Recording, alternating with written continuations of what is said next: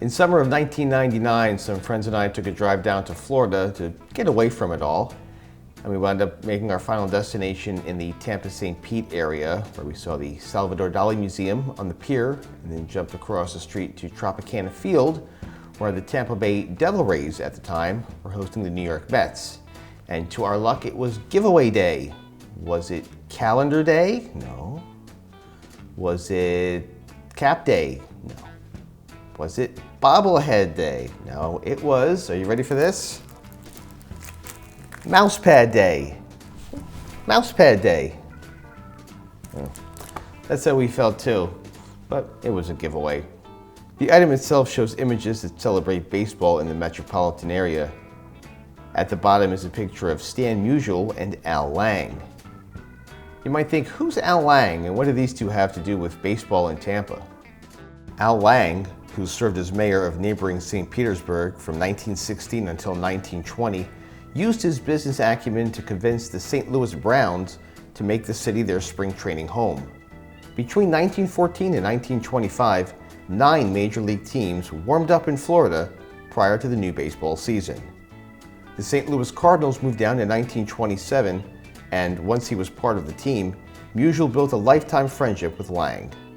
Spring training became the place he met up with rivals, talked shop with teammates old and new, and even made time to make new fans. Stan Musial retired after the 1963 season and was inducted into the Hall of Fame in 1969, receiving 93% of the writers' votes. In 1964, his company Stan the Man Inc. produced this item, the official Rack 'em Up. See, it's hyphenated, Rack 'em Up. When assembled, the wooden equipment holder supports 3 bats, 2 balls, and has 2 pegs for a cap and/or glove. Its full dimensions when built are 19 inches wide by 6 inches high by 5 inches deep. What fascinates me about this piece, as listed on the back display here, the number of Major League, National League, and All-Star Game records Musial held upon his retirement. Almost 60 years later, let's look at where he currently ranks in all those categories. He still ranks 4th all-time in most extra base hits, 3rd all-time in total bases, and tied for 1st with most home runs in a doubleheader. Nate Colbert did it in 1972, the only other player to accomplish that feat. Record books are quick to list the players with most seasons playing 150 or more games. Cal Ripken has 13, Willie Mays has 12, but I haven't found a definitive list of most years playing just 100 or more games. So we'll leave him at 1st for now.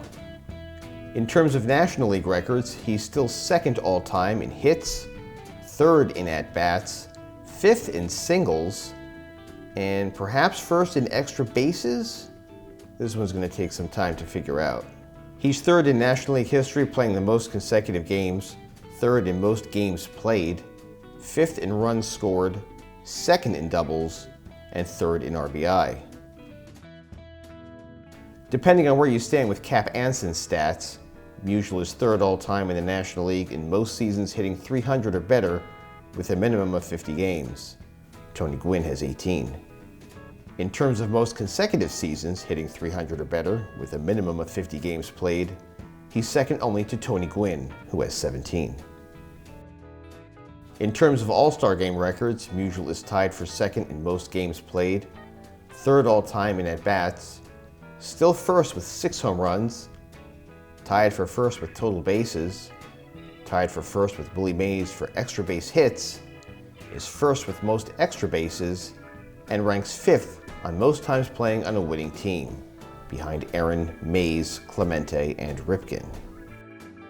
These numbers, coupled with the poise he demonstrated as an ambassador for the game, proves Stan Musial should be recognized as one of the greatest players of all time, no matter era.